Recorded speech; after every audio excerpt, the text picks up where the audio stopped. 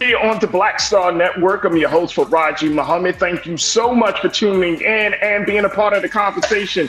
Folks, we got a lot to talk about. First and foremost, let's talk about the latest out of Hollywood as the Writers Guild has officially said that they have reached a tentative 3-year agreement with the Alliance of Motion Pictures, subsequently ending the strike of 146 days. We'll give you the latest around that. Also, President Biden has met with former presidential candidate Hillary Clinton, and they discuss one thing. Well, they may discuss many, but here's the big one. The third-party candidate, and how Hillary Clinton said that she implored to the president that he needs to take this particular situation very seriously. And I'm going to share with you the breakdown of that conversation. Also, we got Our Health, Reclaim Your Wellness with Dr. Bridget, MD today. So we got a lot to talk about on today's edition of The Culture right here on the Black Star Network. Let's go.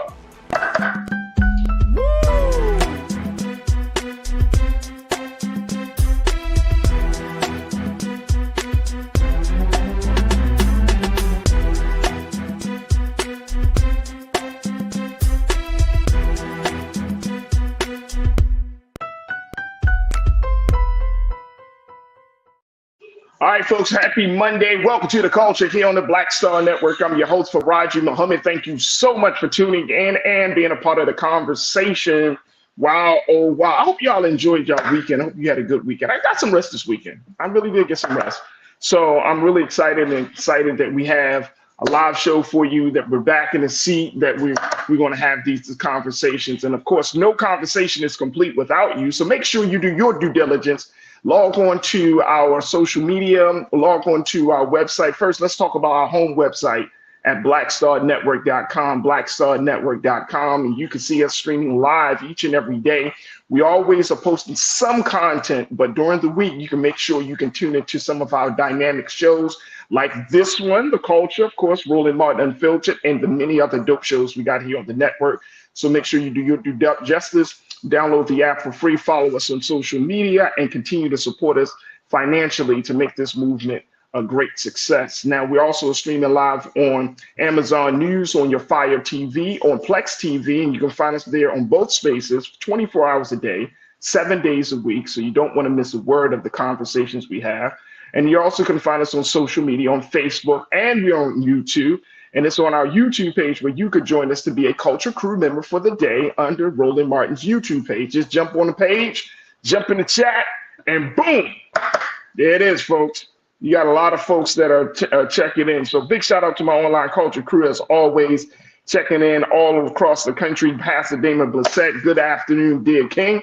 Hope you are well. Hope you had a great weekend, Brother Damon. Thank you for checking in as always. Kathleen Davis, I see you. Thank you so much. Sister Tiana, thank you so much for checking in. Cindy D, I got you. Good afternoon, Cindy. Conscious Thought, my brother. Good afternoon, sir.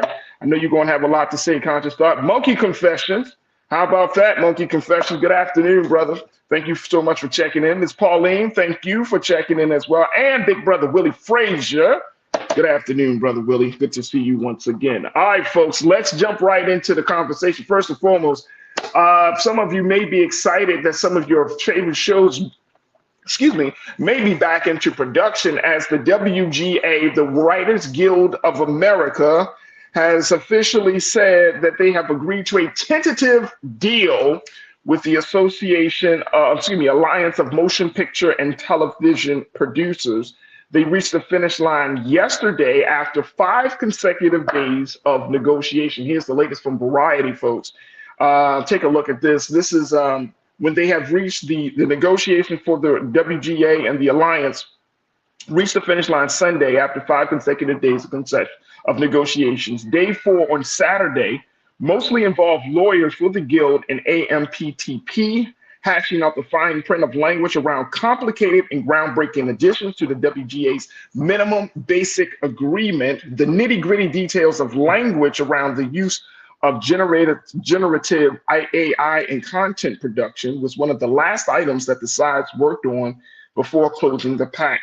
According to the WGA's negotiating committee, they wrote in an email they sent to members at 7:10 p.m. Pacific time, "We can say with great pride that this deal is exceptional with meaningful gains and protections for writers in every sector of the membership. So it looks like some of the shows may be back in protection. More importantly, like these are the shows like your daytime, your late night shows.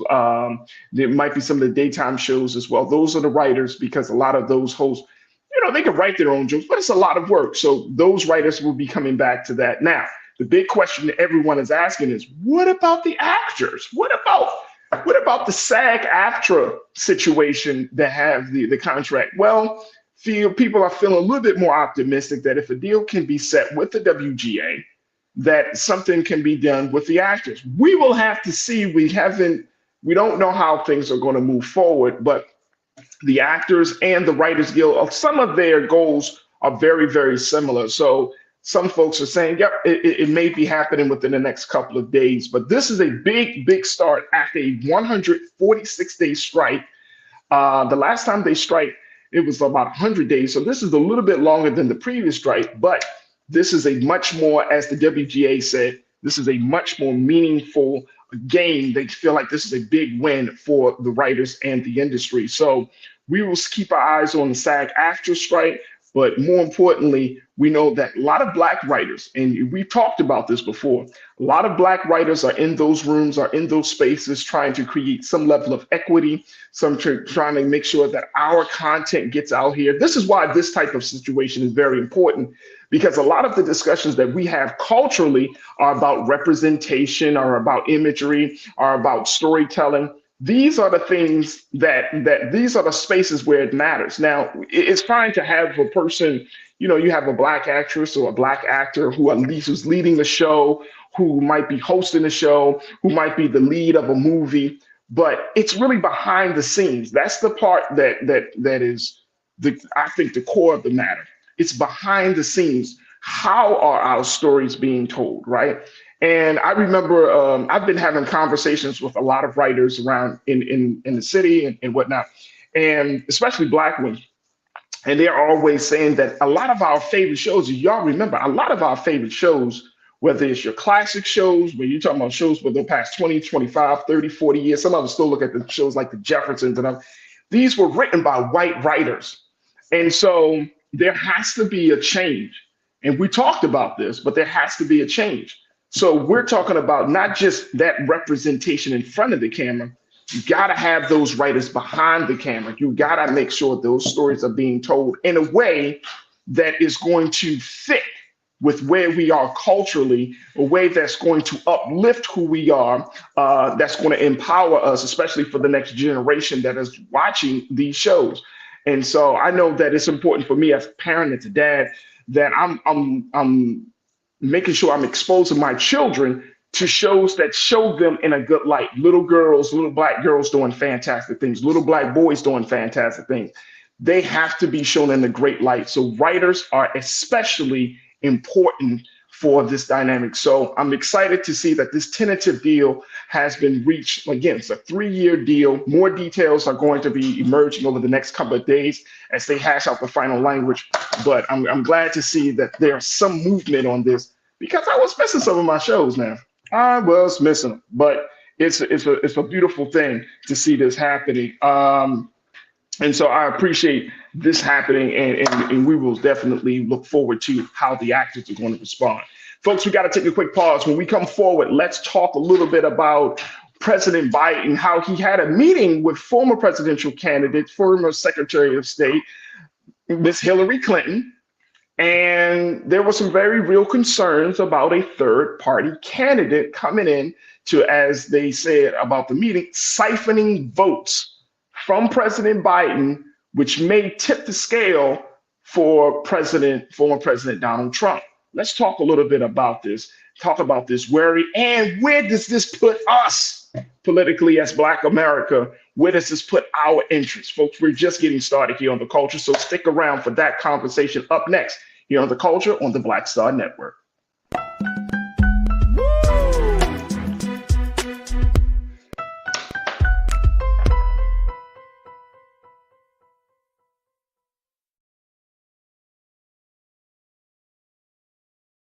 On his first day in office, with the country in crisis, President Biden got to work for us. Cutting Black child poverty in half. More money for Black entrepreneurs. Millions of new, good-paying jobs. He's lowered the cost of living and prescription drugs. But there's more to do. He gets it because we all deserve dignity, safety, respect, and a chance to do more than just get by, but to get ahead. I'm Joe Biden, and I approve this message. Pull up a chair. Take your seat. The Black Tape with me, Dr. Greg Carr, here on the Black Star Network. Every week, we'll take a deeper dive into the world we're living in. Join the conversation only on the Black Star Network.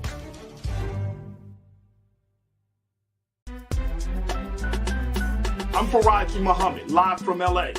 And this is The Culture. The Culture is a two-way conversation. You and me. We talk about the stories, politics, the good, the bad, and the downright ugly. So join our community every day at 3 p.m. Eastern and let your voice be heard. Hey, we're all in this together. So let's talk about it and see what kind of trouble we can get into. It's The Culture, weekdays at 3, only on the Black Star Network.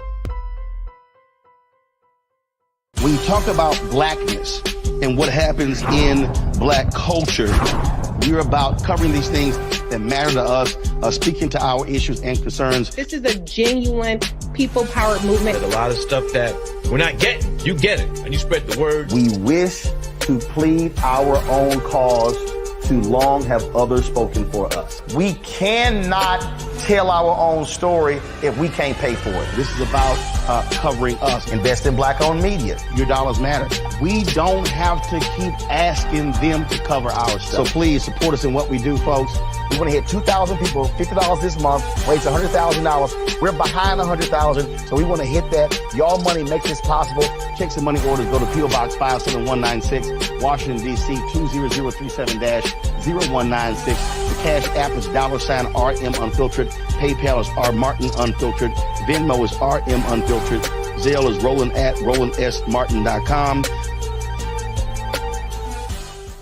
Folks, Black Star Network is here. Oh, no punches! I'm real revolutionary right now. Support this man, Black media. He makes sure that our stories are told. Thank you for being the voice of Black America, Roland.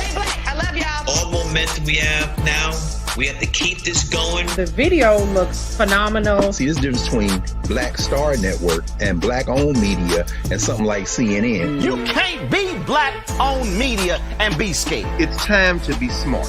Bring your eyeballs home. You dig?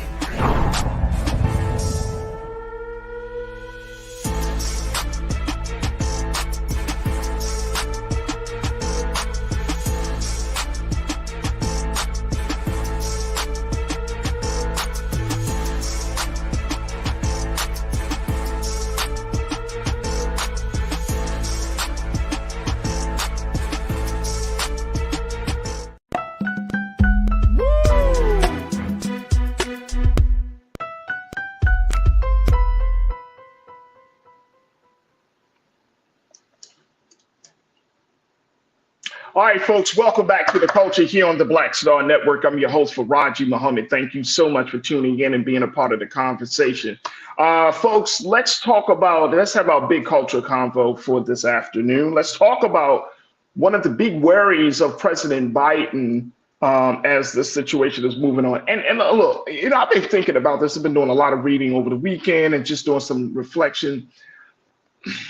All right, can I just keep it 100 with y'all for the crew? I just want to keep it 100 with y'all, man. Like, okay. So we're in this place, right? We're about 400 days or so away from the national election, and it just doesn't sit well, I think, for me personally. But I don't think it should sit well that in a place where we have this idea of quote unquote democracy, let's just throw this out here. This idea of let me just give you a basic, simple premise of what I'm thinking democracy is as we have this conversation. For the people, by the people, right? That whole idea, for the people and by the people, that is really rooted in this idea of choice. That's what the whole process of voting is all about. That's what this whole process of being able to determine which representative speaks to your interests. It's all about choice. It's about, we have all of these diverse interests in this country. You have all of these different groups of people in the country. We're all like in this, living in the same places. We should have choice. Okay, so that's the premise. So I've been thinking a lot about this because I read an article, and it just escapes me as to where this article is from, but they were talking about why, I think it was the New York Times or the Atlantic, but the premise of the article is that why aren't there any major Democratic challengers to Joe Biden? I'm thinking about that. And then on Wednesday, there's a second GOP debate. Okay, so we're not talking about that today, but just kind of thinking about all of these things happening around the same time. So when I came across this piece about, there is a great internal worry from the Biden camp and even folks that are in President Biden's orbit.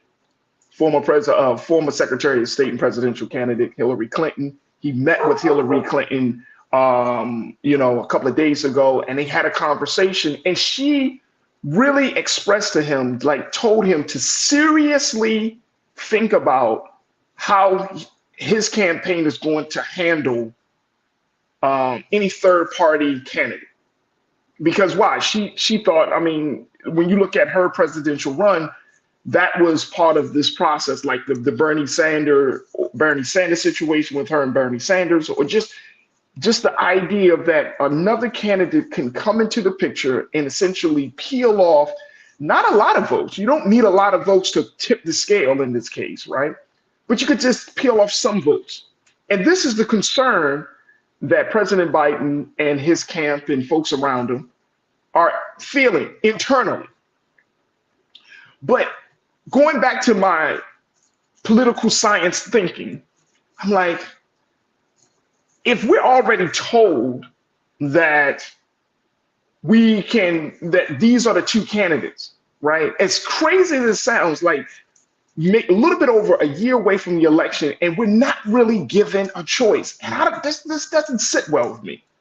It just doesn't sit well with me. I don't know, crew, if this sits well with you, but we're not given a choice to be able to determine, hey, let me think of other folks outside of the box. And the Democrats and the Republicans, they're not offering, and I'm just saying both parties, right? They're not offering the candidates that we're going to see. And it just doesn't feel like what we all have been claiming and talking about as a progressive, evolving Democratic space that we should be in. So this is a concern. Like, we should not automatically assume that President Biden, former President Donald Trump, okay, they're going to be the front runners. These guys are going to be the nominees. And we haven't, so what's the point of going through this process? Now, here's and y'all talk to me on this, folks, because I'm really personally trying to process all of this. So here's the situation with this whole Biden thing. They're worried. They are worried. Take a look at this. This is coming from NBC News. Take a look. This is based on a new national NBC poll. They said Biden is tied with former President Donald Trump, the front runner for the GOP nomination. Look at that. They already said the front runner. He's already the guy. The numbers in some polls are showing that he's actually double digits in front of his competitors. He's a front runner at 46% in a head-to-head matchup. They're both at 46%. But when the third-party options are included, Trump leads Biden 39 to 36%.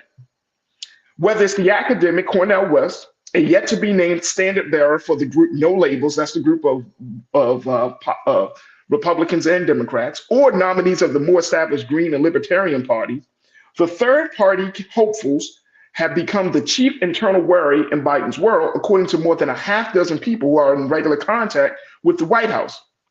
Biden met with Hillary Clinton, who had to contend with third-party candidates as the Democratic nominee in 2016, in a private pull-aside at the White House when she visited this month, said two people briefed on their interaction.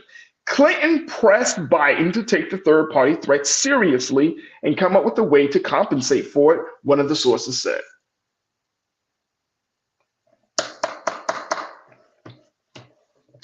So this puts Black America, this puts this idea, this talk about our interests in a very, very precarious position, folks. Here's why.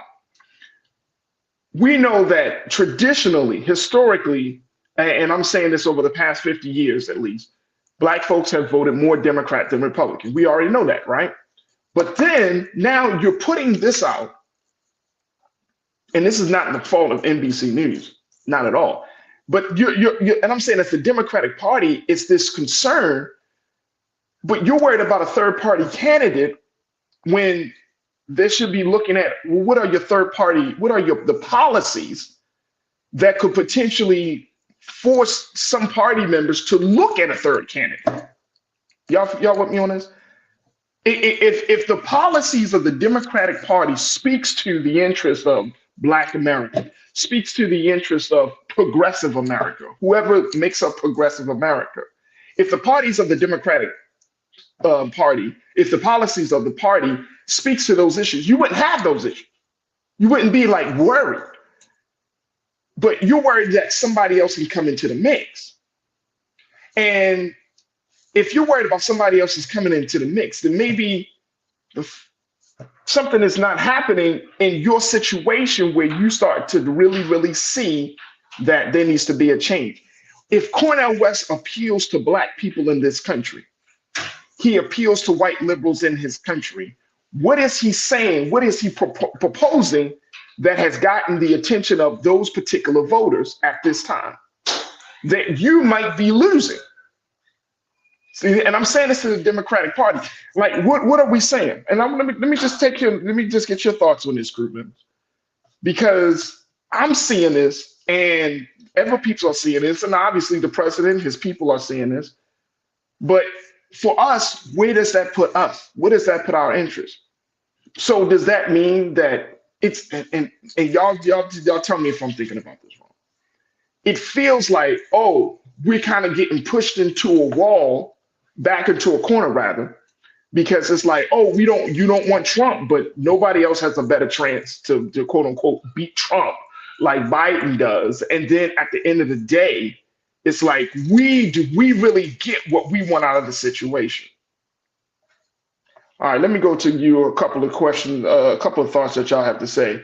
Janelle, you checked in. Janelle Fields, good to see you, sis. Good to connect with you. You said we really have to have deeper discussions on how conservatives are funding the move toward autocracy and austerity.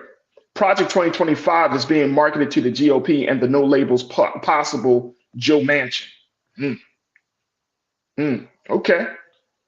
I read an interesting piece, and I'm going to talk about this week, how President Trump and his people, folks from the Heritage Foundation, the Conservative Think Tank, and others, created a plan, a 920-page plan on how to essentially gut out federal workers and bringing the power of federal workers and major agencies of government like the Department of Justice and other agencies under presidential power. So if President Trump were to win, then he would have full control instead of what is actually happening now, where some departments like the Department of Justice are either partially independent or wholly independent of the government. Very interesting piece. I'm going to bring that up to, sometime this week, God willing, but I see your point. Right? Creating this autocracy that many people are not excited to have happening here in this country. Cammie and Philly, you said, but we've always had third-party candidates and they always mess up the election. Is it a mess up of the election? Or isn't this system supposed to be open to the ideas that if somebody is not speaking to your interest, the beauty of this system that we're currently in allows you to run for office to speak to an interest that you feel is not being met or discussed from your primary candidates? Isn't that the beauty? Isn't that supposed to be one of the great incentives and benefits of this system that we're currently a part of? That we have candidates. If you don't like what you see, then go ahead, take your shot at it. Go ahead and run for office, and maybe you can speak to a couple of people. Or is it now getting to a point now where we're like, we don't want to hear your ideas? Because some people do have some good ideas. Now, will the president, will the front runners, will they always adopt these ideas? No, but the election is not just about a person as much as it is about ideas. And if we're not seeing an influx or flow of new ideas coming in, then essentially our system can be seen as dead or stale or not as effective because the ideas aren't being channeled in. So I want us to think about that. Look, I got to take a quick pause. When we come forward, more conversation about this as we talk about President Biden's worry about a third-party candidate and how his team and his world is saying, he got to take this thing seriously. So what will he do? And where does this put us as Black Americans if we want to talk about political power, if we want to talk about really having a candidate to speak to our issues? Where does that put us? Folks, let's continue the conversation on the other side. It's The Culture here on the Black Star Network.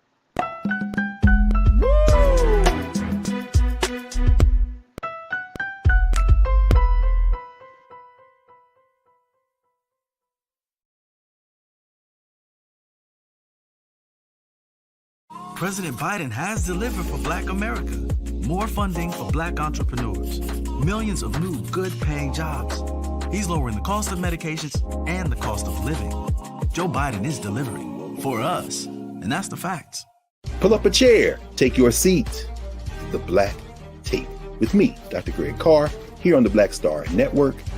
Every week, we'll take a deeper dive into the world we're living in. Join the conversation only on the Black Star Network.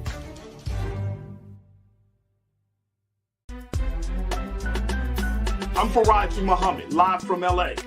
And this is The Culture. The Culture is a two-way conversation. You and me. We talk about the stories, politics, the good, the bad, and the downright ugly. So join our community every day at 3 p.m. Eastern and let your voice be heard. Hey, we're all in this together. So let's talk about it and see what kind of trouble we can get into. It's The Culture, weekdays at 3, only on the Black Star Network. When you talk about blackness and what happens in Black culture, we're about covering these things that matter to us, speaking to our issues and concerns. This is a genuine people-powered movement. There's a lot of stuff that we're not getting. You get it, and you spread the word. We wish to plead our own cause. Too long have others spoken for us. We cannot tell our own story if we can't pay for it. This is about covering us. Invest in Black-owned media. Your dollars matter. We don't have to keep asking them to cover our stuff. So please support us in what we do, folks. We want to hit 2,000 people, $50 this month, raise $100,000. We're behind 100,000, so we want to hit that. Y'all money makes this possible. Checks and money orders go to P.O. Box 57196, Washington, D.C. 20037-0196. The Cash App is $RM Unfiltered. PayPal is R Martin Unfiltered. Venmo is RM Unfiltered. Zelle is Roland at RolandSMartin.com. Folks, Black Star Network is here. Oh, no punches! I'm real revolutionary right now. Support this man, Black Media. He makes sure that our stories are told. Thank you for being the voice of Black America, Roland. Stay Black. I love y'all. All momentum we have now, we have to keep this going. The video looks phenomenal. See, there's a difference between Black Star Network and Black-owned media and something like CNN. You can't be Black-owned media and be scared. It's time to be smart. Bring your eyeballs home. You dig?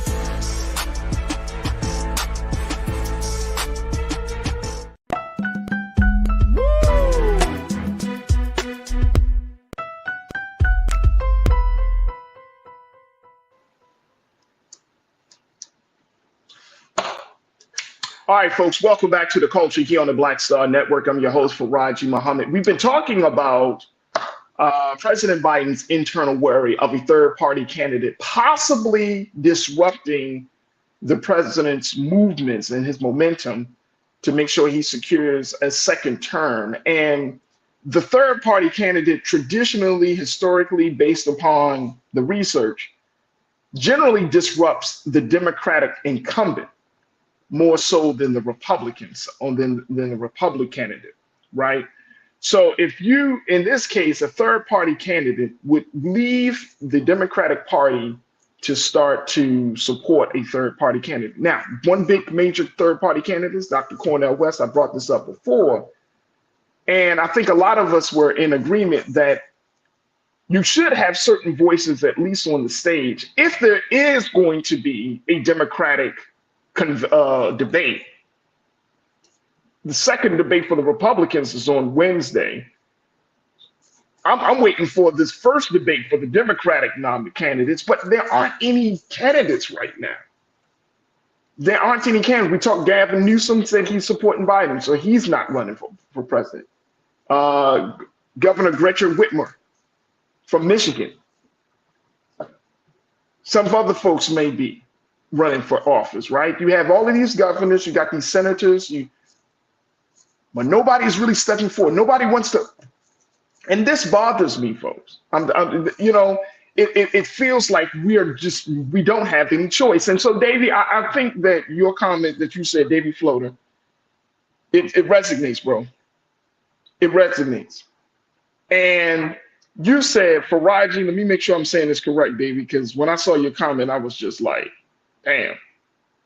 You said that it is the illusion of choice. They don't really want us to choose. So what do you tell, and I'm not saying you're wrong, I think that is a very heavy comment. What do we tell new voters? What do you tell Black voters? Get involved, go and vote, because you have the right to choose in this democracy. This is your democracy. This is your form of government. This is our participatory politics.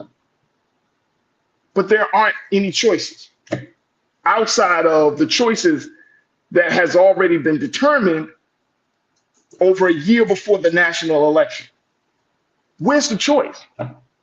So to your point, Davey, it's an illusion. Is this an illusion? And I'm just bringing up questions, folks, just something for us to think about here. Because is this way of which we're moving forward, is this healthy? Is this empowering for the American people? That we feel like we're just going back to Biden Trump part 2. It sounds like a boxing match. You know what I'm saying? Like Mayweather Pacquiao or something. Holyfield and Tyson. Like, is this where our political engagement has been diminished to, right? Brother Damien, you said enough of the older white men. But this is the choice. This is the choice. Now, some people might be upset with me and say, well, Farai, you trying to, we got a serious situation with Trump, blah, blah, blah. And it's like, I hear all of that. I hear of that. But what about the quote unquote, the integrity of the very system that we say that we should all believe in? The integrity comes down to choice. The integrity comes down to showing, making sure that certain candidates speaks to the varying interests of the American people. So what about that? Or is it just about an election? Are we just thinking about 2024 and not thinking about 2028, 2032? Are we not thinking down the road? Because here's my concern. My concern, folks, is that if we get into the space of doing what's politically convenient instead of doing what is politically sustainable, then we're going to find ourselves in a trick bag. And if nobody needs to be put more in the trick bag, Black America doesn't need to be no more trick bags, folks. We need to, and here's my thinking. Y'all can agree with me or not on this, y'all. Black America needs choices. We need some choices. Because it's like something just has to give. Something has to give. For younger voters, voters who have already, and for any one of us who have voted in local elections, national elections, whatever the case may be, you cannot tell me that you feel inspired to go to the polls right now. You can't tell me that. You're telling me that after all this time, all of this that we have gone through, and I'm saying as Black folks, as this country has gone through, that come 2024, you run into the polls. And what's the motivation for you to run to the polls? Say, oh, well, I don't want Trump in office. Okay. I don't want this to happen. I don't want that to happen. Okay, tell me what you're for and not what you're against. Be clear about that. Pauline, you said Faraji. Yes, we do, Faraji. We do need choices. And I mean, just for the sustainability of this system of things, right, that we're talking about. That's what I'm talking about. It's not just because I want to see Biden lose. I want to see this person win and all of that stuff. I'm talking about looking ahead, looking ahead. If democracy is in crisis, democracy is in peril, as so many people are saying. That's what was discussed at the CBC meeting convention last week. That's what the president has been put out. That's what even Trump is talking about in his recent interview, that this is not democracy. If everybody's talking about the state of democracy, then why are we moving forward in such a way that shows that we're going to be less concerned about the state of democracy and more concerned about the personalities, because the personalities should not override the system. I mean, y'all tell me if I'm thinking crazy on this, y'all. But should the personalities be bigger than the system? Because, okay, fine, you put your candidate in office in 2024, but if the system is falling apart, come 2026, when you have those congressional, some of the midterm elections and all of that, then what? What happens then? How do you keep an American, an electorate engaged in this idea of a democratic process if people don't feel like they have any choices, or if they feel like they're being pushed back in a corner, and now they, instead of thinking through the situation from a space of empowerment, now you're forcing a lot of the American people to think through the situation from a space of fear, and fear will restrict your will to think, to learn, to take risks, right? But isn't those things, these are the elements that make up the democratic system?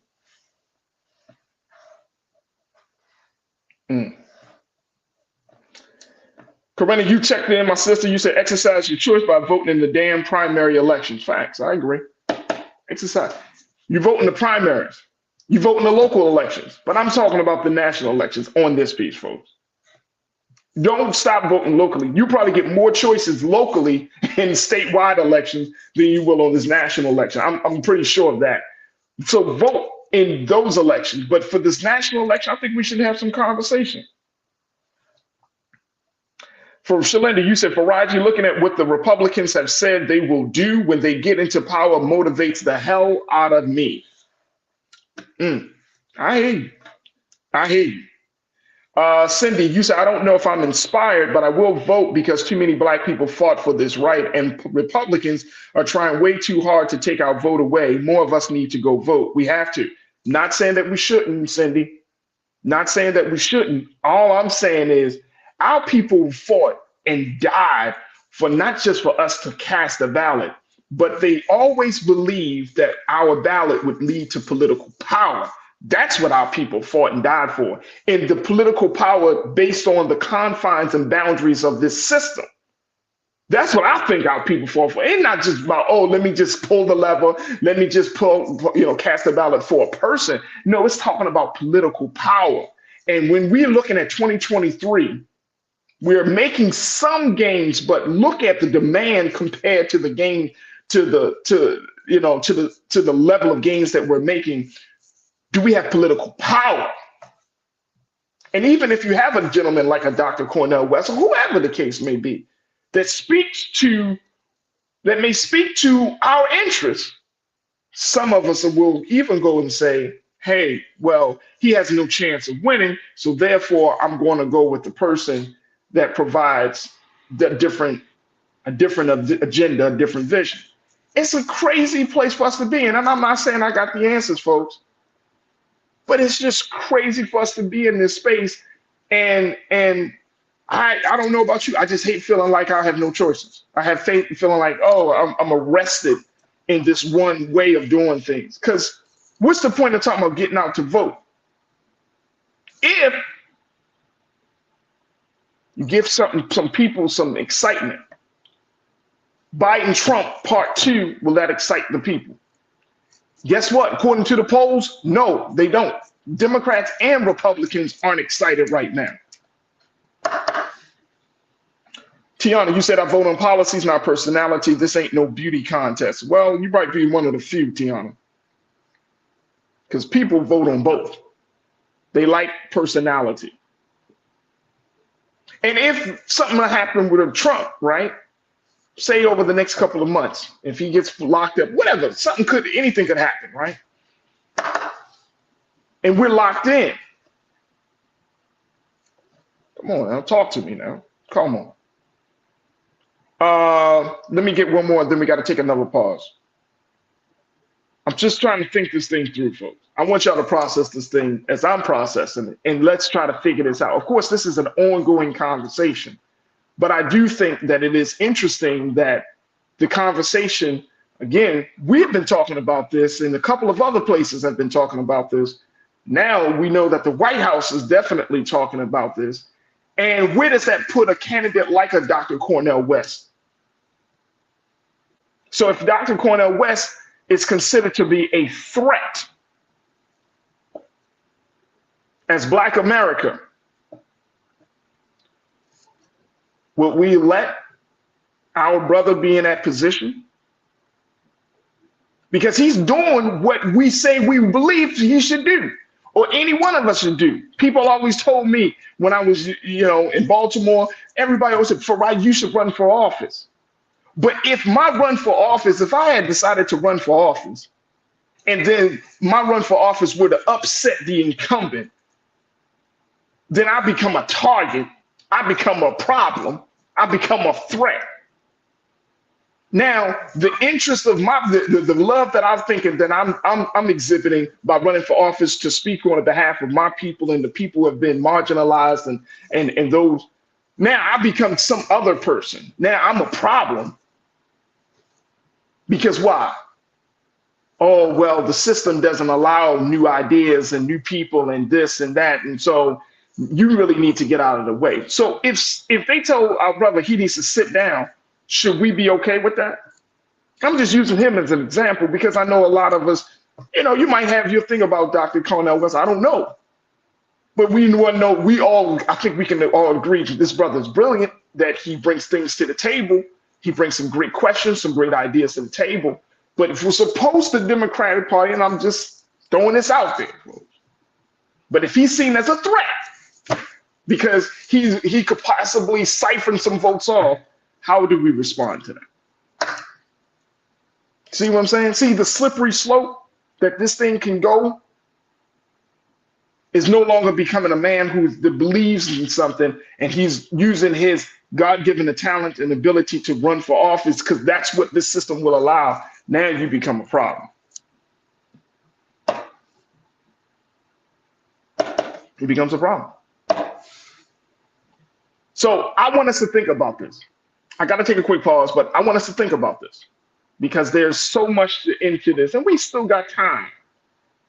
It's a hard, uncomfortable conversation. You know what I'm saying? It's a hard, uncomfortable conversation that we got to have. But we got to have it. And if we can't have it on Black media, then when are we going to have it? We got to take a quick pause. We're going to put that aside. We're going to take a break, regroup, and we're going to switch gears and talk a little bit about our health and wellness. Stay with us. It's The Culture here on the Black Star Network.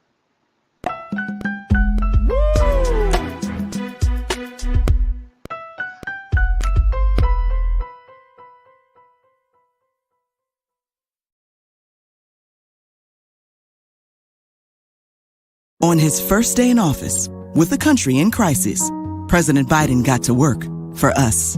Cutting Black child poverty in half, more money for Black entrepreneurs, millions of new, good-paying jobs. He's lowered the cost of living and prescription drugs. But there's more to do. He gets it because we all deserve dignity, safety, respect, and a chance to do more than just get by, but to get ahead. I'm Joe Biden, and I approve this message. When you talk about blackness and what happens in Black culture, we're about covering these things that matter to us, speaking to our issues and concerns. This is a genuine people-powered movement. There's a lot of stuff that we're not getting. You get it, and you spread the word. We wish to plead our own cause. Too long have others spoken for us. We cannot tell our own story if we can't pay for it. This is about covering us. Invest in Black-owned media. Your dollars matter. We don't have to keep asking them to cover our stuff. So please support us in what we do, folks. We want to hit 2,000 people, $50 this month, raise $100,000. We're behind 100,000, so we want to hit that. Y'all money makes this possible. Check some money orders. Go to P.O. Box 57196, Washington, D.C. 20037-0196. The Cash App is $RM Unfiltered. PayPal is R Martin Unfiltered. Venmo is RM Unfiltered. Zelle is Roland at RolandSMartin.com.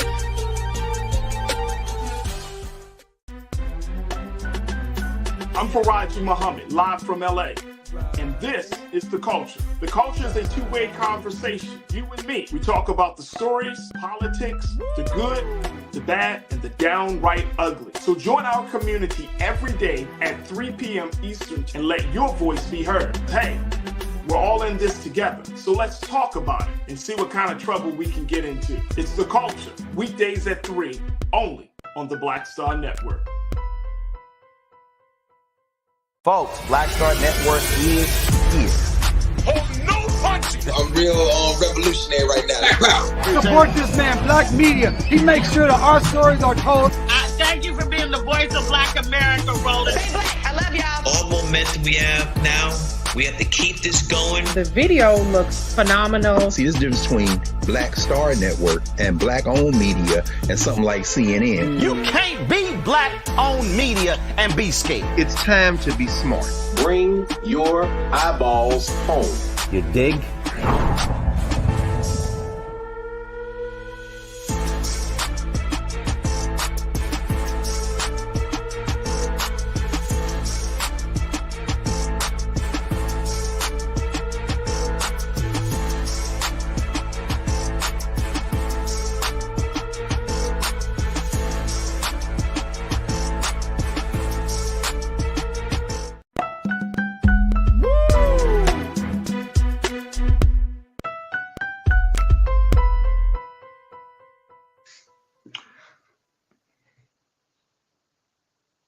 Folks, welcome back to The Culture here on the Black Star Network. I'm your host, Faraji Muhammad. Thank you so much for tuning in and being a part of the conversation. We're going to jump to my sister, to our doctor, Dr. Bridget, MD, in a quick moment. But I do want to just bring this part up because, Corinna, I think you posted a very important point, and I want to address that. You said, Corinna, Faraji, the weak and easily influenced that are not politically astute will misinterpret this conversation. Well, here's what my response is. If they misinterpret this conversation, then it's time for them to level up.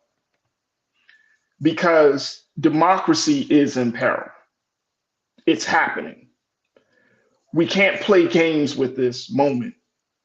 We can't sugarcoat this moment. We can't just give people lies during this moment. And we can't be superficial in how we are presenting the dynamics of this moment, right? So and I don't disagree with you that some people might look at this conversation and say, oh, what is he really saying? Is he saying not to vote? Is he saying not to vote for this person or that person? No, I'm saying to us, we need to start thinking critically about our role in democracy as it relates to where the system is right now. Let's not be snake oil salesmen and giving people false hope or making people or encouraging people to be in a state of denial, or encouraging people to not think critically and open up their eyes. And I'm not saying that you're implying that at all, Corinna. Trust me, I'm not saying that. But guess what? Americans, Black, white, Asian, Latinos, we have been conditioned not to think deeply about the political state that we are in. We have always been told and conditioned to be made to believe that anything that goes on in our collective life, the government will take care of it. The government will step in. The government will provide. And what if now the government that is being watched from all around the world, the government that is open to, whose vulnerabilities and flaws we are seeing more and more each and every day, we've got to come to the reality that maybe the government does not have the capacity as it used to have. Maybe things are happening around us. This is not for us to blame on somebody, quote unquote, or to poke holes in the system. But this is where we are. This is where we are. And as Black people in this country, we don't need to be talked to as if we're children. When our children are coming up behind us, what is going to be their future in this country as Black children, Black girls, Black boys?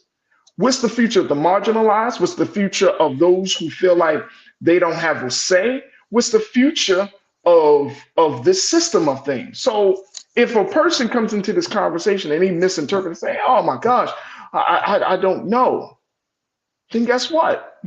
It's time for you to get to knowing what's going on. That's the purpose of this conversation. That's just one of them, rather. To encourage us to think. Because this is happening. This is for real. This is not like, oh man, no, this is really happening, folks. The writing is on the wall that if we do not change how our relationship is, I'm talking about the American people, the constituents, if we don't really get ourselves fully involved beyond the ballot box and to understand the dynamics at play and all of the factors that are leading to this great change, if we keep selling each other pipe dreams and hope and faith and just telling people, oh, it's just going to be okay, it's going to be okay, but the house is burning. We're not saving nobody. We're not getting no water. The house is burning. Then what are we doing? As conscious people, as politically engaged people, if we're not posing questions that could potentially move us further along. For me, that's how important this situation is. That's how important this is. Posing a question should not be looked down upon. Asking questions should never be frowned upon. We should be able to start to have a deep dive conversation and look at things, because guess what? Our interest is at the forefront. So, Corinna, I'm glad that you brought that up. Thank you so much for bringing it up. And I hope that you understand the sentiment that I'm bringing. But this is not coming from a place of, oh, I want to make somebody look bad. This is coming from a place of something really serious is happening. And we got to make sure that we are prepared for what's happening. I'm going to take another quick pause. I'm going to shift gears. Up next, we're going to check in with Dr. Bridget, MD. Stay with us. It's The Culture here on the Black Star Network.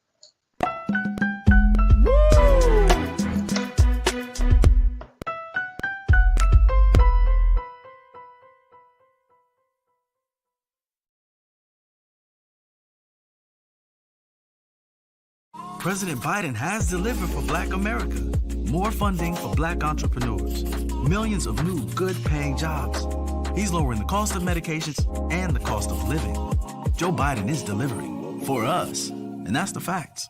When you talk about Blackness and what happens in Black culture, we're about covering these things that matter to us, speaking to our issues and concerns. This is a genuine people-powered movement. There's a lot of stuff that we're not getting. You get it, and you spread the word. We wish to plead our own cause.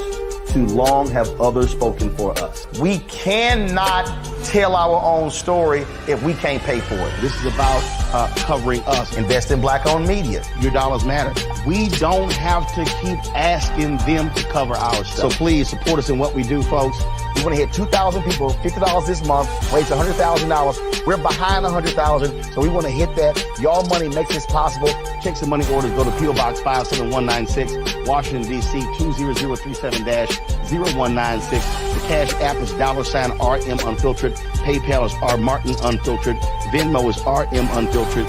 Zelle is Roland at RolandSMartin.com.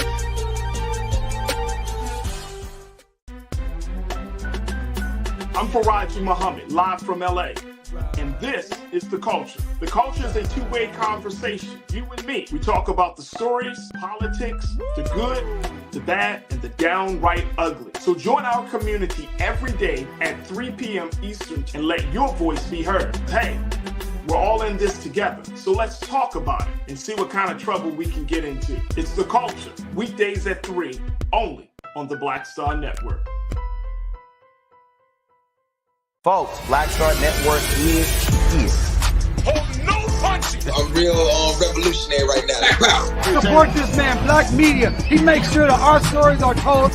Thank you for being the voice of Black America, Roland. Stay black. I love y'all. All momentum we have now, we have to keep this going. The video looks phenomenal. See, this difference between Black Star Network and black-owned media and something like CNN. You can't be black-owned media and be scared. It's time to be smart. Bring your eyeballs home. You dig?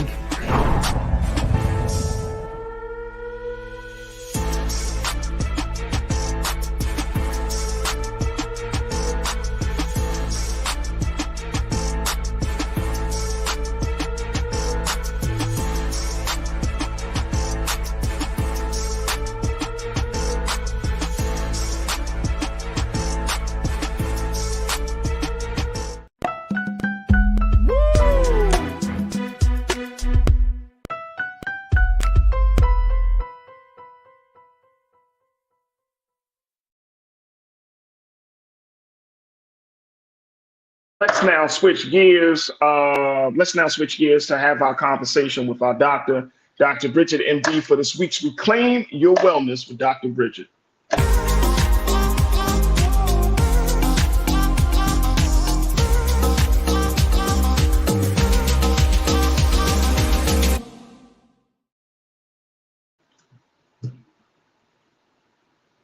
Doc, firstly, why do you look like that?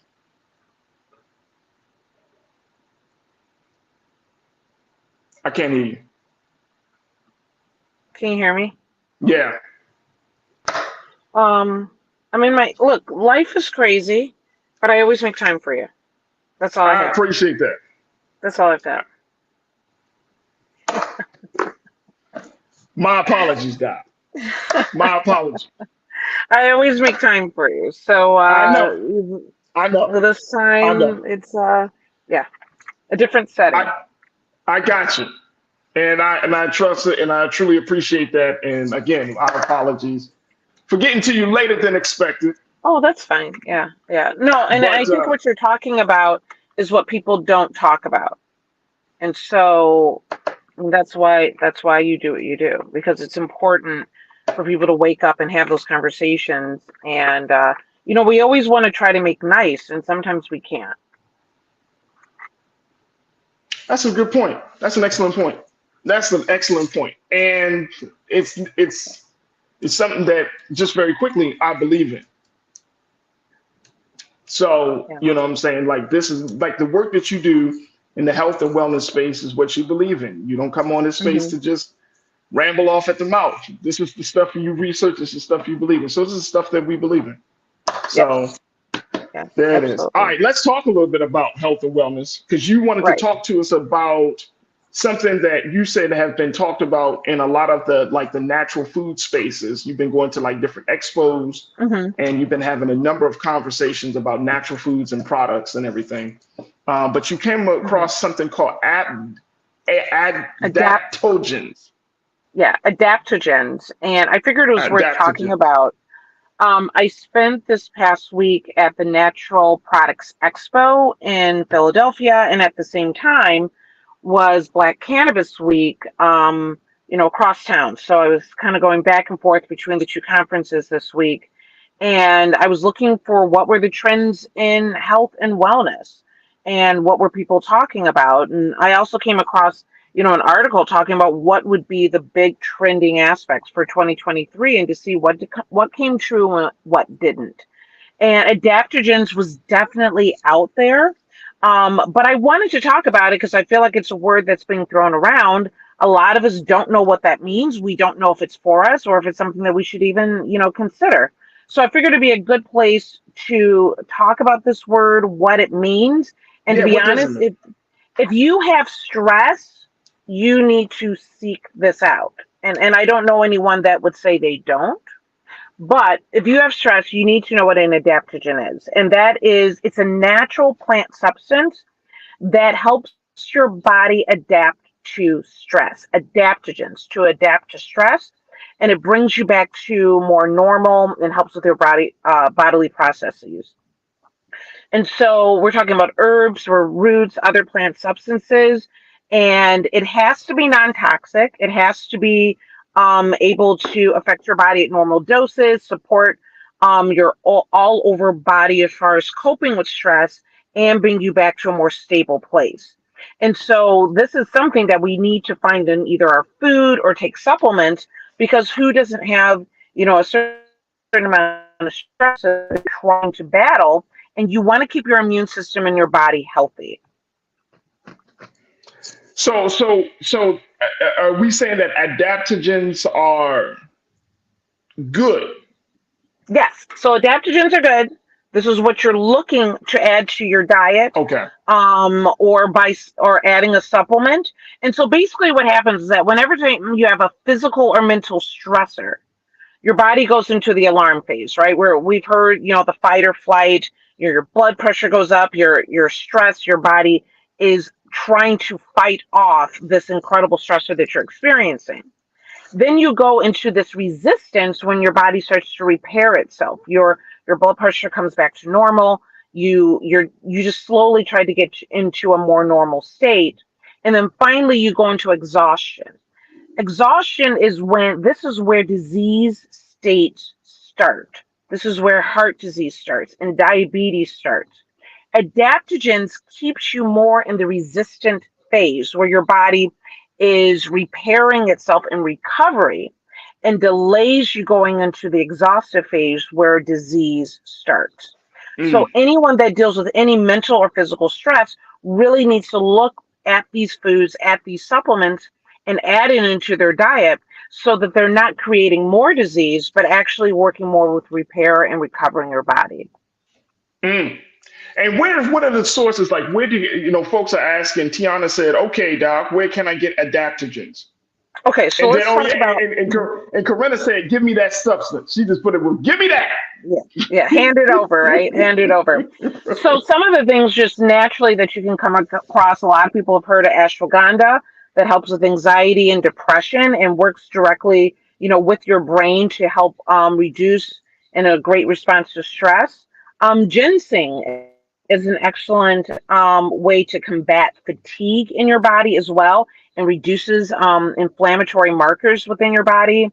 Reishi mushrooms are another option, which helps fight cancer and has also been found to be an excellent source that affects your white blood cells. So those are a couple ones just right off the bat.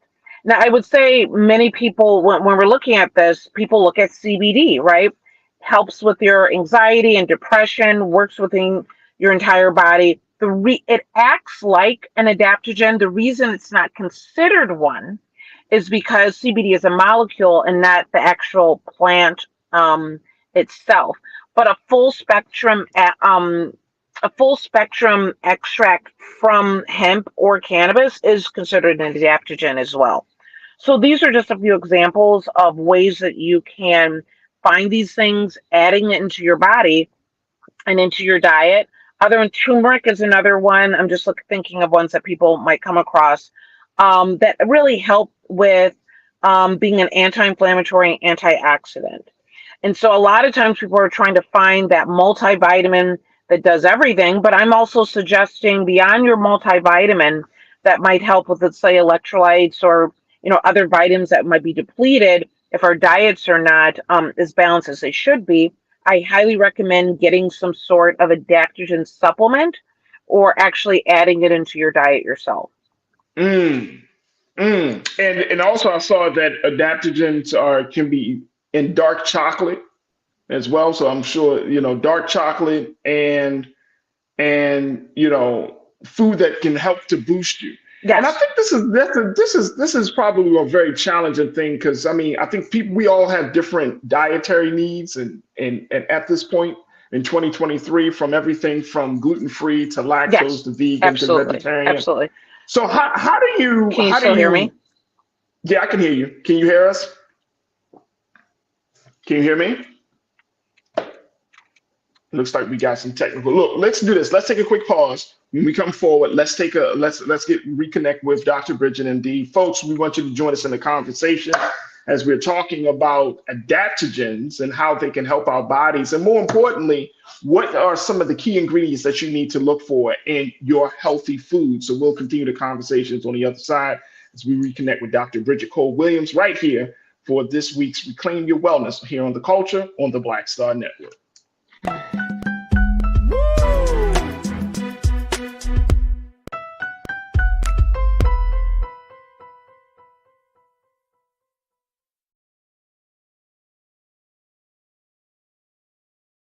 President Biden has delivered for Black America. More funding for Black entrepreneurs. Millions of new good-paying jobs. He's lowering the cost of medications and the cost of living. Joe Biden is delivering for us, and that's the facts. Folks, Black Star Network is here. Oh, no punches! I'm real revolutionary right now. Support this man, Black Media. He makes sure that our stories are told. Thank you for being the voice of Black America, Roland. Stay black. I love y'all. All momentum we have now, we have to keep this going. The video looks phenomenal. See, this difference between Black Star Network and Black-owned media and something like CNN. You can't be Black-owned media and be scared. It's time to be smart. Bring your eyeballs home. You dig?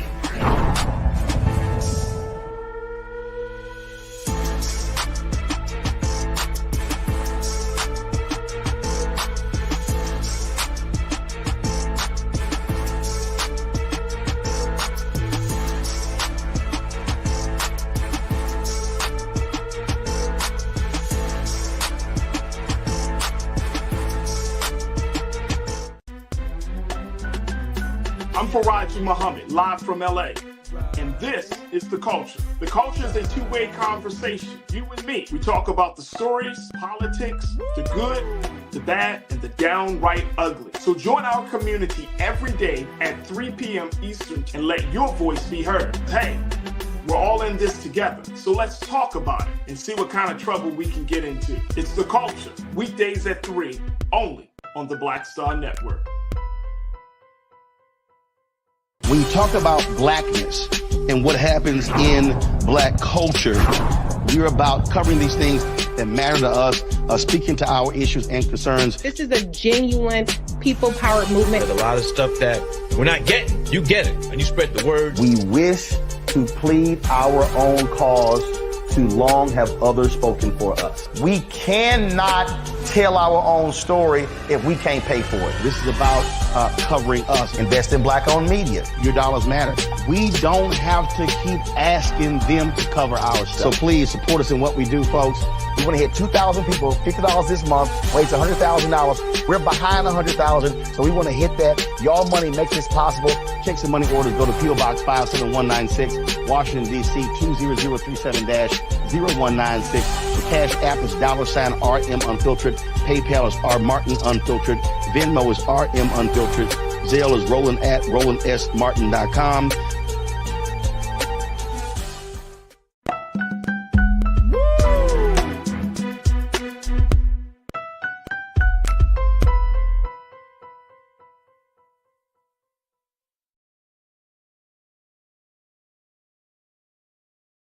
Star Network. Welcome back to The Culture here on the Black Star Network. I'm your host, Faraji Muhammad. We've been checking in with Dr. Bridget Cole-Williams, MD, family physician, cannabis expert, author, to talk to us about adaptogens. This is a key ingredient that you find in a lot of healthy foods, and how Dr. Bridget was just kind of breaking it down. Like, we need these adaptogens in our life, and that we should be more cognizant of it. I want to reconnect with my sister. Doc, we got you now? Do we have the doctor in here yet? Okay, she's not on here. Folks, I want to get your thoughts on this as well, as we talk about some of those key ingredients that you will look for in your foods. And especially, I know that some of you, lactose intolerant, gluten-free, vegan, like I have like a hybrid diet, right? I have a hybrid diet. So there's some things that I've learned when I was a vegan, some things I learned when I was a vegetarian, some things I've learned as a meat eater, all of these things, right? So I think that it's all about trying to figure out what works best for you and your body, because there's not a one-size-fit-all type of approach when it comes to healthy eating. Let me see if we got our doc back in, and just at least let me know when we can reconnect with the doc. Conscious Thought, you checked in and you said turmeric has become my new go-to. Turmeric, yeah, Conscious Thought, I like that. Turmeric, man, you got to have an acquired taste for that, bro. Got to have an acquired taste. But I definitely understand that the nutritional value of turmeric. Ginger, I think of like that as well. Ginger, I'm not a big fan of ginger, but I definitely understand that that you need to, have certain type of flavorings and things to add to your diet, especially for your digestion. What I've learned, of course, is that as you get older, your digestion can be really off. And I found myself, I don't know, Conscious Thought, if you found yourself in this space as well. Like, I used to love some spicy foods. I can't even eat it no more, bro. I really can't. I just be like, little tang, a little something. I don't need a 5-alarm fire in my mouth, right? I just need like just a little something, just a couple of flames here and there. But your body changes. And I think one of the big things that when it comes down to eating, one of the big things is coming to grips with the fact that your body has changed over the year. All right, let me see if we can get her back. Let's see. And my team keep trying to bring her back in. And Real Brooklyn, you said Real P, because I'm looking at your comment, Brooklyn. Real Brooklyn saying, curry, goat, and rice and peas. Right. Love it, bro. I love it. Love it. Love it. Curry chicken, jerk chicken. Like, I love these, man. I absolutely love these. And this is certainly something that I think is important, because some of us grew up in those households. Like, I had a best friend, she lived like two doors down from us. Her whole family was Jamaican. Opened my eyes up to Jamaican and Caribbean food. And it shaped me in a very, very big way in terms of my palate, right? Like, being able to be open to that. Not just Jamaican food. You're talking about all these different foods that we bring in that taste good. But going back to what Dr. Bridget mentioned, talking about that level of adaptogens, making sure that we're getting the type of power, the type of boost that we need in our foods. So absolutely, I hear you. Namre, you checked in and you said, if you can't tolerate turmeric alone, maybe curry powder can be a good alternative. It's a spice blend that includes turmeric. That's a great thought. Thank you so much for Namre. Thank you for checking in on that. Conscious Thought, you said, I can still get into spicy foods, things in moderation. And I'm going to ask all of you, what do you look for? Like, when you go to your health food store, right? Not just in these spices, but also in the other foods. You know what I mean? Do you add these things to your meal all the time? Do you not to add these things to your meal? If you heard the doc say, talking about adaptogens, how we can have the power to add some of these things to ourselves. So it sounds like a lot of us are very conscious about what we're putting in. All right, let me just see here. Let me see here. Who else we got here? I see more of you. Making sure I'm gonna just get here. Conscious Thought, we got your thought already. Real Brooklyn, you said mofongo. What you want to say about mofongo, Real Brooklyn? What you want to say about Mofongo? Let's bring the doc back as we have this conversation. We got Dr. Bridget back here. Sorry. You got me? It's just one of those Mondays. It is. It is. Hey, look, Doc. So people were checking in and saying like turmeric, curry powder. I talked to folks that I was just making a point that so many of us, like I have a hybrid diet based upon what I learned when I was a vegan to vegetarianism to as a meat eater. Like I'm creating all of these things. As we look at this thing of adaptogens, and I'm glad that you brought it up, but are you finding that more people are eating much more in the hybrid style, or are people still kind of trying to reach the traditional, the vegetarian or meat eater, or like what's the attitude around people's diets now to include adaptogens into our diets? So I would say that number one, Black women in particular, but Black families are the largest growing population of vegans in America right now. Okay. But what I'm finding is that the definitions of, vegan and vegetarian and pescatarian and, all these different types of diets, people are starting to resist being boxed in. That they do what they do. They're eating healthy. Don't put a label on me. If I decide to eat whatever today is the holiday, I'll eat this, but I spend most of my time in a very healthy space. And because people will often like criticize people, oh, you're not a real one. Oh, people, if you're about your health, the definition and the label should not define you. So I think people are being more open to, I want to do my best to live this way, but I'm also not going to let other people decide if I'm successful or not. So what would you recommend? We're gonna in a couple of moments, we want to take another pause, but I want to get to, I'm glad you brought that up because people are often like, and here in LA, people are very gym fanatical, health conscious, right? And I know that it's so easy for us to be influenced by someone else's view, interpretation in their diet, right?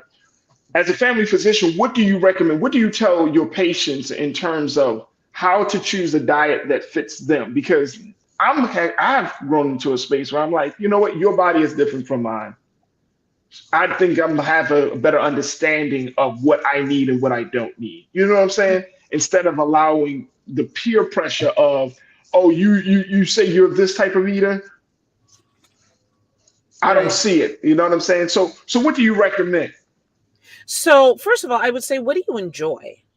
Because if I recommend a diet to you and you hate vegetables, I don't like the idea of it, but if you hate, maybe that's not for you.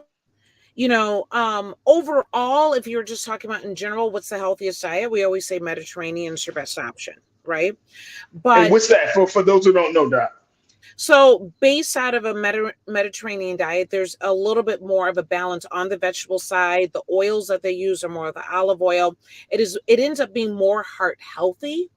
And you see it in Lebanese cuisine and, Middle Eastern cuisine quite a bit. But it ends up being more heart healthy because we're not using the heavy butters and oils that you see more in the American diet. It's very grain focused as well. And so that you're getting these really whole, healthy grains as opposed to processed grains. So, so Mediterranean overall. And if the idea of excluding any aspect of your diet doesn't work for you, Mediterranean is probably the best way to go. But if you enjoy certain things, or if certain things bother you, or if you feel sick after certain meals, what are you eating that makes you feel sick? And let's start there. To say, oh, everyone should be, vegetarian or, vegans can be a little militant. So y'all, it's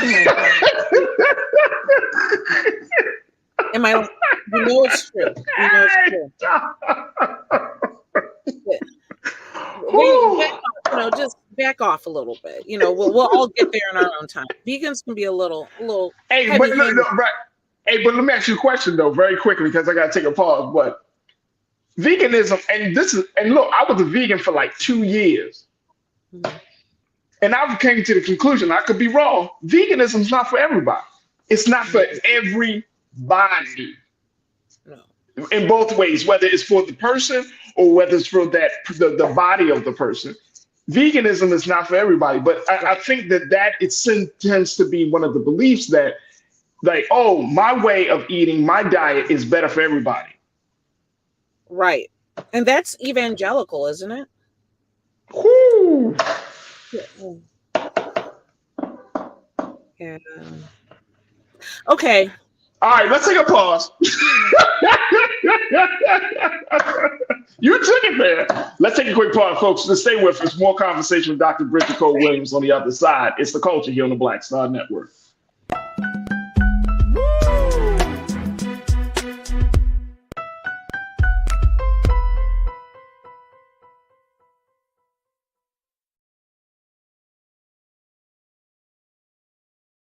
On his first day in office, with the country in crisis, President Biden got to work for us. Cutting Black child poverty in half, more money for Black entrepreneurs, millions of new, good-paying jobs. He's lowered the cost of living and prescription drugs. But there's more to do. He gets it because we all deserve dignity, safety, respect, and a chance to do more than just get by, but to get ahead. I'm Joe Biden, and I approve this message. Folks, Black Star Network is here. Hold no punches. I'm real revolutionary right now. Support this man, Black Media. He makes sure that our stories are told. Thank you for being the voice of Black America, Roland. Stay black. I love y'all. All momentum we have now, we have to keep this going. The video looks phenomenal. See, this difference between Black Star Network and Black-owned media and something like CNN. You can't be Black-owned media and be scared. It's time to be smart. Bring your eyeballs home. You dig?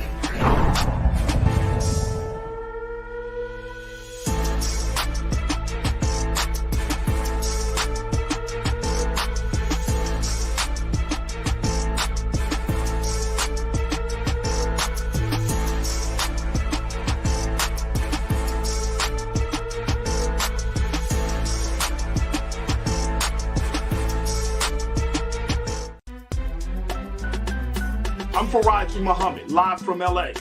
And this is The Culture. The Culture is a two-way conversation. You and me. We talk about the stories, politics, the good, the bad, and the downright ugly. So join our community every day at 3 p.m. Eastern and let your voice be heard. Hey, we're all in this together. So let's talk about it and see what kind of trouble we can get into. It's The Culture, weekdays at 3, only on the Black Star Network. When you talk about blackness and what happens in Black culture, we're about covering these things that matter to us, speaking to our issues and concerns. This is a genuine people-powered movement. There's a lot of stuff that we're not getting. You get it, and you spread the word. We wish to plead our own cause. Too long have others spoken for us. We cannot tell our own story if we can't pay for it. This is about covering us. Invest in Black-owned media. Your dollars matter. We don't have to keep asking them to cover our stuff. So please support us in what we do, folks. We want to hit 2,000 people, $50 this month, raise $100,000. We're behind 100,000, so we want to hit that. Y'all money makes this possible. Checks and money orders go to P.O. Box 57196, Washington, D.C. 20037-0196. The Cash App is $RM Unfiltered. PayPal is R Martin Unfiltered. Venmo is RM Unfiltered. Zelle is Roland at RolandSMartin.com.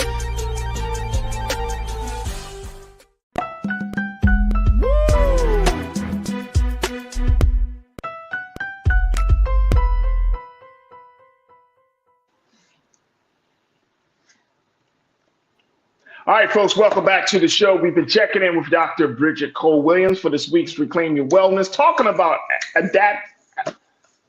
Doc, can you help me? Adaptogen. All right, that's what it's called. And so we've been talking a little bit about adaptogens, and it's an opportunity for us to even have these conversations about natural foods. Very quickly, I know one of the things that we did talk about was the fact that you have these various diets, and you said vegans can be militant. So that's a hip hop quotable there, Doc. But talking about natural foods, when you go to these natural food expos, here's one of the big things that I've been kind of pushed back with the natural food industry, is that it's become so trendy right now that a lot of these companies are just saying that they're natural, organic, whole foods, fresh from the ground, that type of stuff. But are they really that? Are these natural foods that we're consuming, that we're thinking is all natural, is it really as healthy as they say they are? I think there's a hidden, an expo.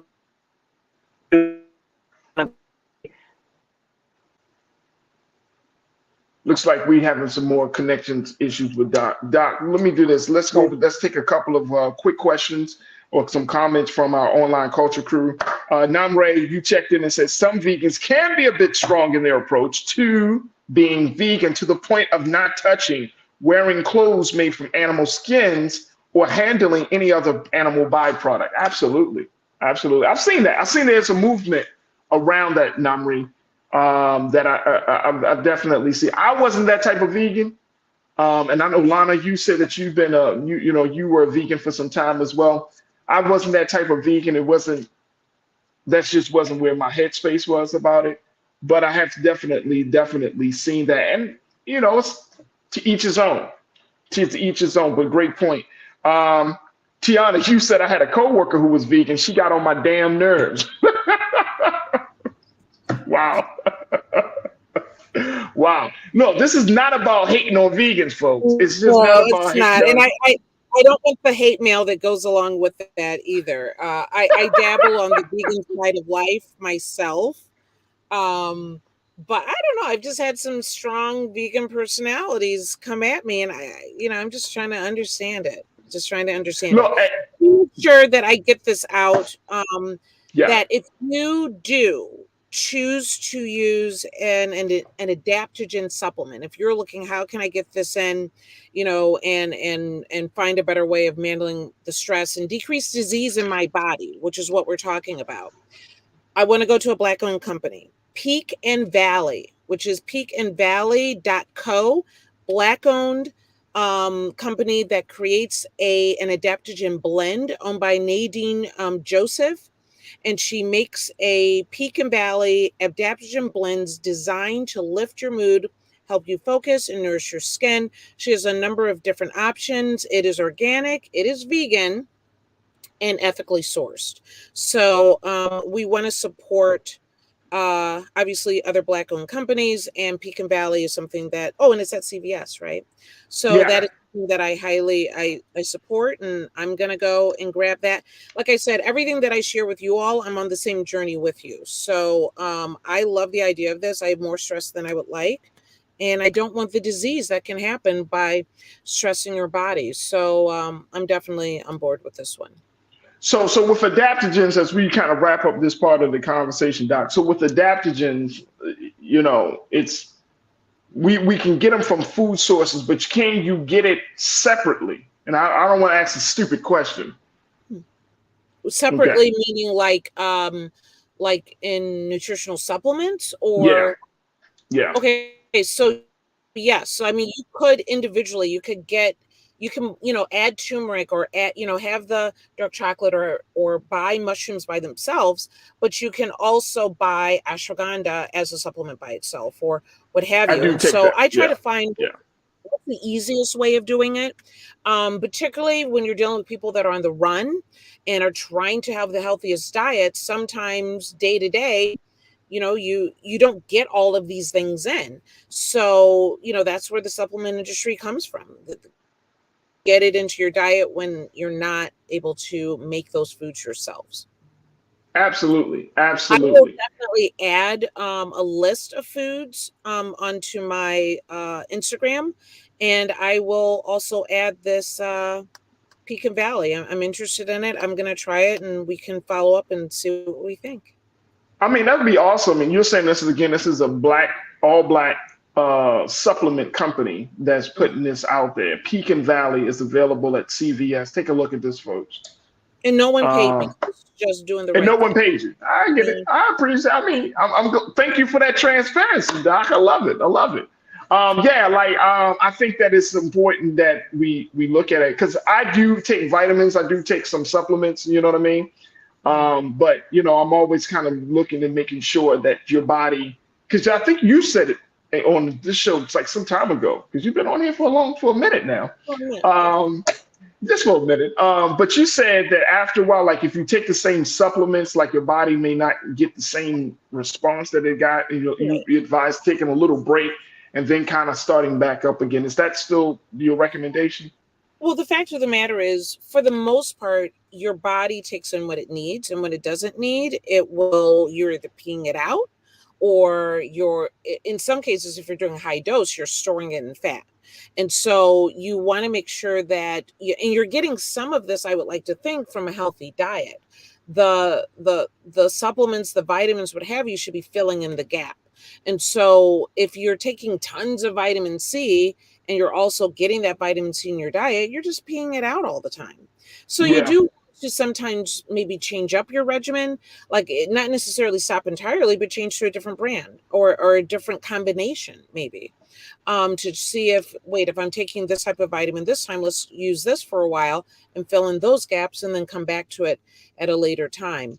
But definitely, if you're on the run and you know that you're not having the most balanced meals, vitamins are a good idea.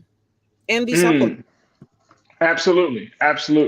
So, Dr. you say you're going to put this a list out for us on your Instagram. Are you going to have an after chat to talk a little bit more about this today? I am. So we'll do the after. By that time, I will be in one location. That will be. I apologize for today. But we'll at 5:30 we can go on Instagram Live. We can continue this. We can get into some of the other brands as foods. I will apologize to the vegans at that time, and also we do half of the time, doing an after chat. And we also started, based on after 9/11, the other half hour now is we call healthy relationships only. And we talk a little bit more about all sorts of different relationships that we experience, and to ensure that sometimes we don't know even what that looks like. And so great conversation, and we'll continue that as well. Absolutely. Dr. Bridget Cole-Williams, MD, family physician, expert in cannabis space, author, entrepreneur. Folks, y'all make sure y'all check her out after the show today, 5:30 p.m. Eastern Standard Time, for her after chat to talk more about adaptogens and some of the other key ingredients we need to include in our diet for healthy and sustained living. Always exciting to have my sister on here to talk to us each and every week, as she travels around the country. She's in a lot of spaces, y'all. She's in a lot of spaces. She's always trying to figure out the best ways for us to live healthy. And so I truly appreciate you, Doc, for just being on the front lines of health and wellness and keeping us up to date on this stuff. Absolutely. Absolutely. Make sure y'all follow her on all social media platforms, Dr. Bridget MD. You can follow her on Instagram. Where you need more followers at? Instagram, Twitter? Where you most of your engagement at now? I do a lot on. I hated Instagram for a while. Now that's where I spend a lot of my time. My Facebook as well, but Instagram is where I seem to be doing more interaction right now. So that's Dr. Bridget MD Instagram Live at 5:30 Eastern today. There it is right there. Appreciate you. Thank you so much, Doctor. And always thank you for being so good for the culture. All right, folks, that's going to do it for us, because we're just going to wrap it up. And big shout out to all of you for checking in today and being a part of the conversation, our online culture crew. Man, what a crazy show. What a show. But look, this is part of the conversation. This is part of the process. So I am not upset at all. And I appreciate each and every one of you, for even if you disagree with me, if you're like, Faraji, I think you're way off. Shalinda, I see you. He's like, I'm on Faraji, you on some BS. It's all good. because at the end of the day, we need to have conversations. And so I truly believe in having healthy, intellectual, thought-provoking conversations that's going to that could push the needle forward rather than for us to kind of just go along to get along. It's too much happening in this country and around the world for us to be in that space with each other. And so if it requires us to kind of have these uncomfortable conversations, so be it.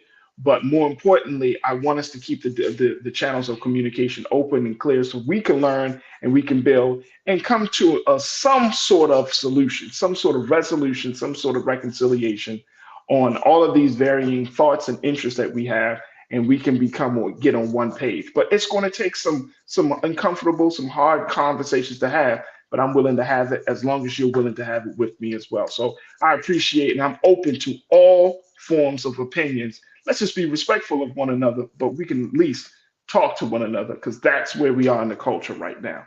That's where we are. Make sure y'all folks, make sure y'all do y'all due diligence. Support us here at Black Star Network. If you have been enjoying the conversation today, go to our website at blackstarnetwork.com, blackstarnetwork.com.